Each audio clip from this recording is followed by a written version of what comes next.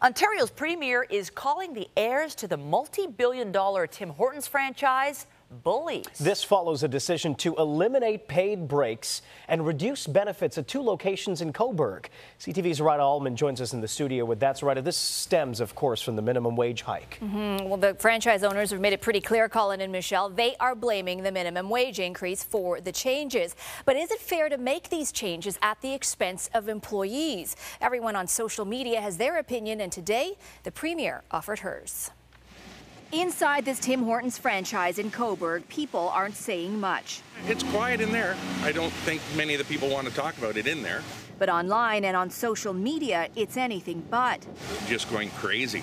It's viral.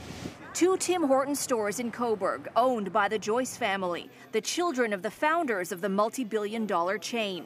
They sent a letter to employees informing them of changes in the new year. It says breaks will no longer be paid, so a 9-hour shift will be paid for 8 hours and 20 minutes, an 8-hour shift paid for 7.5. The incentives of working your birthday and the day off with pay after 6 months of not calling in are cancelled. Dental and health benefit costs are also going up.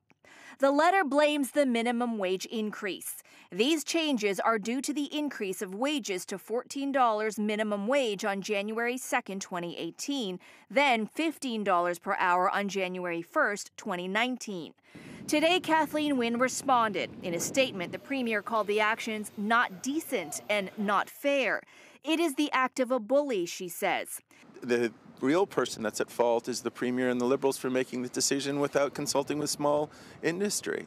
The statement goes on to say, if Mr. Joyce wants to pick a fight, I urge him to pick it with me and not those working the pickup window and service counter of his stores.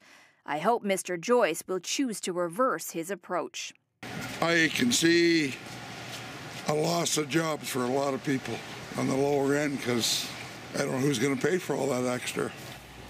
Now, the letter to employees also criticized Tim Hortons' head office and the government for its lack of assistance and financial help with implementing the new minimum wage requirements. Customers at the Tims in Cobourg told us employees are asking them not to boycott the locations for fear of losing their jobs. I'm Zoraida Allman. Michelle, back to you. Thank you, Zoraida.